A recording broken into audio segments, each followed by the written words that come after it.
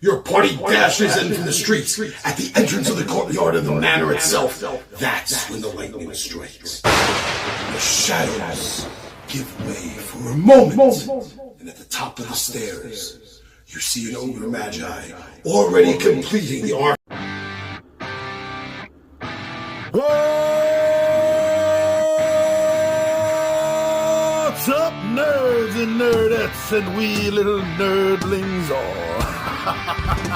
It's your buddy Big Johnny G for 2 Gun Pixie presents Legendary Gaming. Shut up and sit down. Alright, before we get started our big new werewolf campaign, we need to close out what happened in Dungeons and Dragons. I know everyone is waiting to hear how badly or great things went. Ryan! Well, how badly they went. We're all dead. No, everything's fine. So we happen upon the Reality Wrinkle bookstore, where we think, okay, this is it. This is where everything's been leading to. This is where we need to be.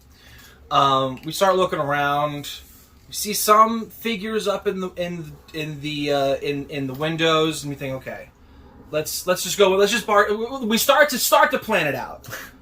But Ron, in his new alignment, with our new alignment form, chaotic good. Emphasis on the chaotic, which everyone's talking too much.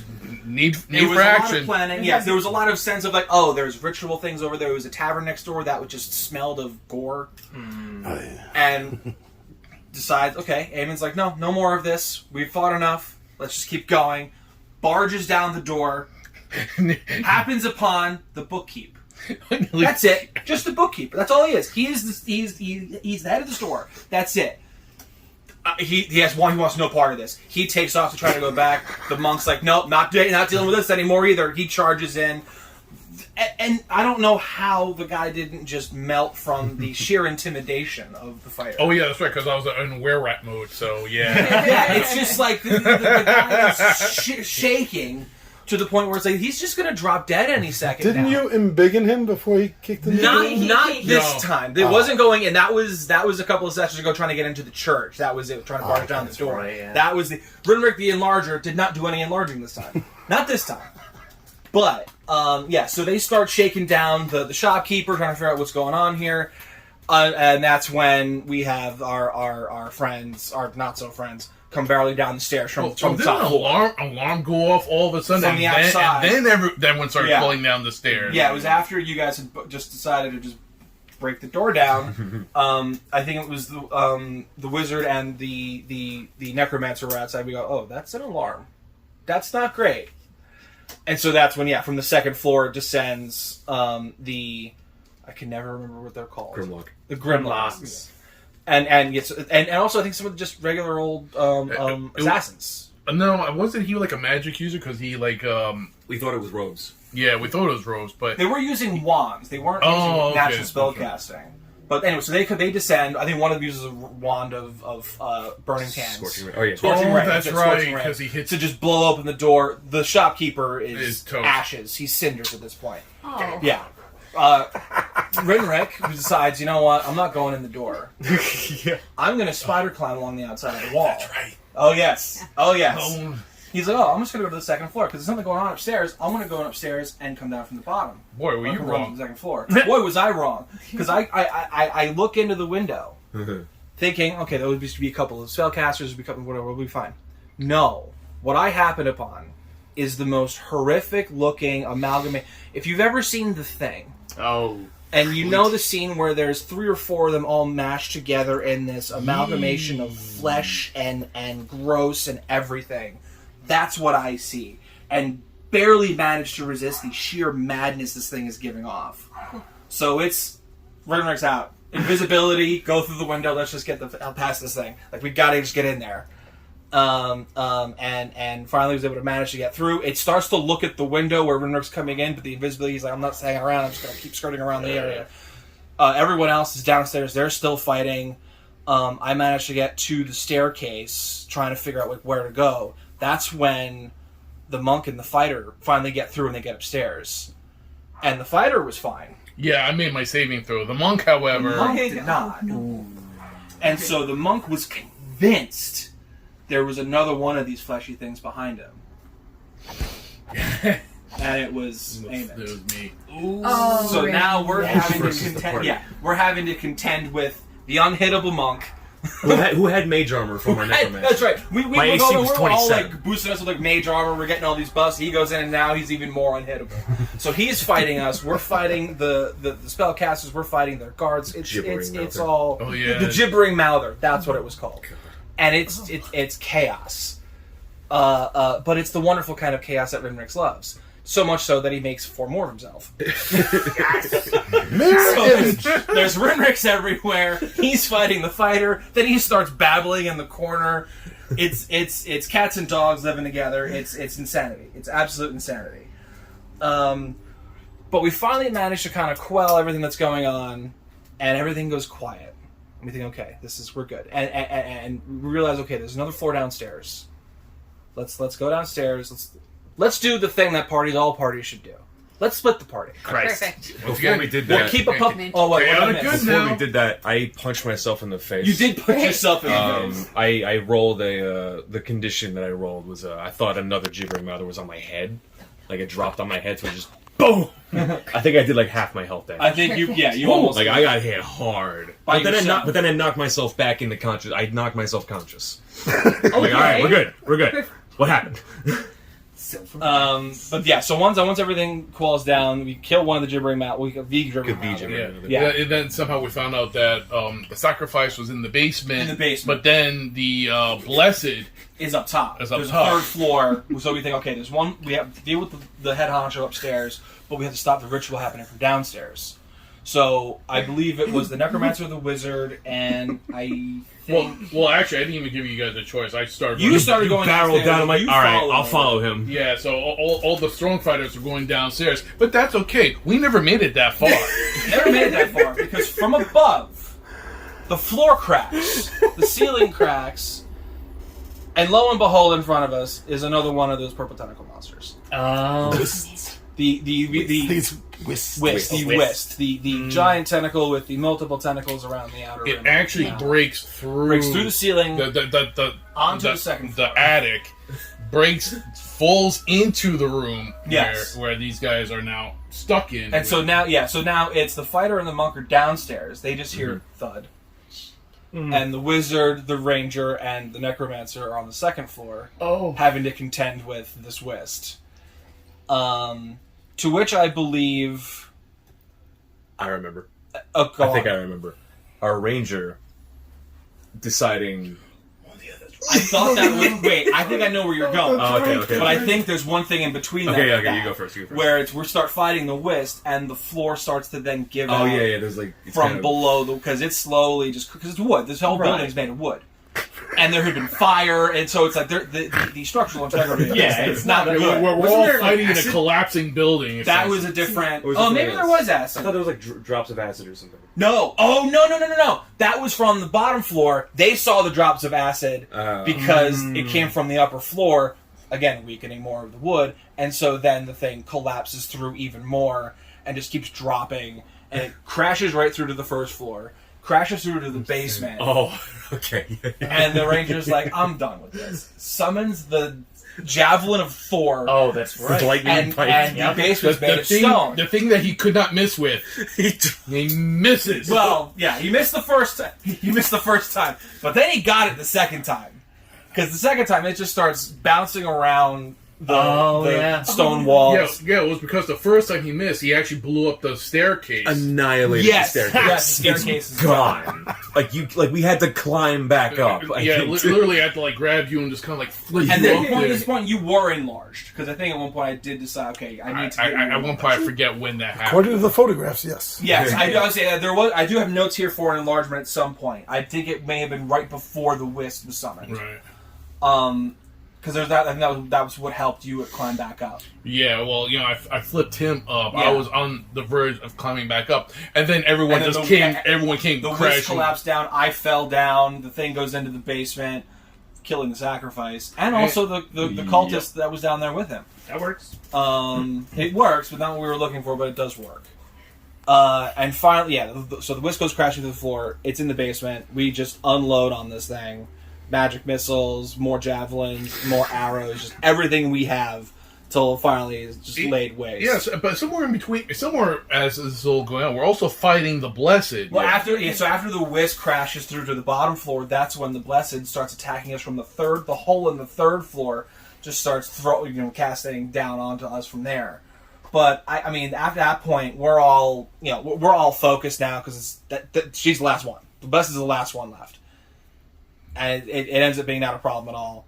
I think it goes down pretty quickly from what I remember. Did you hit it with a magic missile? I used every chart. I was out of spells, so my last resort was I'm just going to keep using magic. I was wand of magic missile. I'm going to keep using it until it's done, and that's what it was. It was between the magic missile and I think a couple of arrows. I don't know if it was alchemist fire. I think it was just a couple of regular arrows. Didn't you climb up? Yeah, I think so. You ended up climbing. I think it was on the same level. There was an undead dog at one point. I think this necromancer had summoned a bonehound that was literally biting chunks out of her. Like it was a brutal scene. That there was no chance. There was no chance. It was probably one of the most decisive fights we've ever had.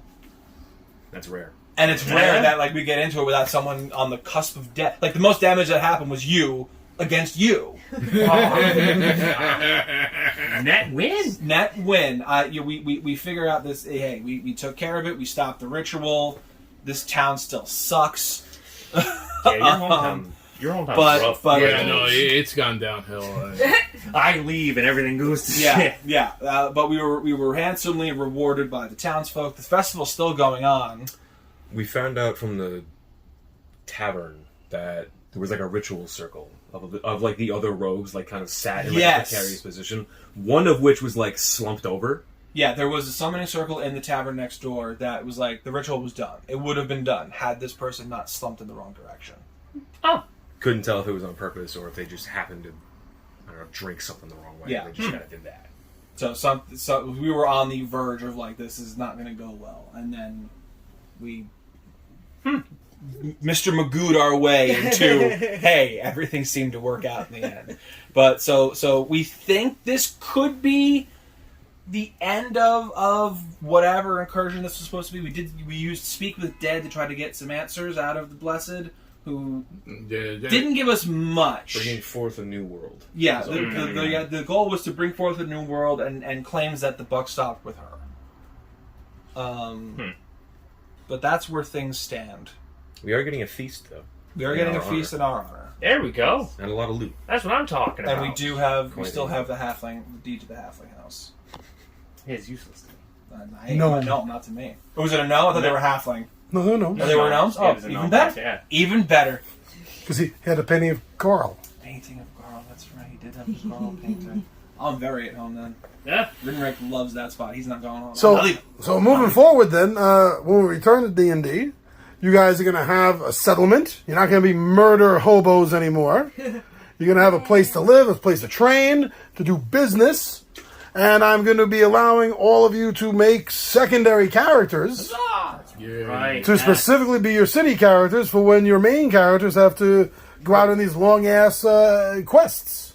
Nice. Heck yeah. So start thinking about those characters. I know what I'm doing. And we're going to be getting back to D&D shortly. But next, for everyone that's interested, Tales from the Table will be featuring a run for Werewolf. All right, everyone. Hope you enjoyed Dungeons & Dragons.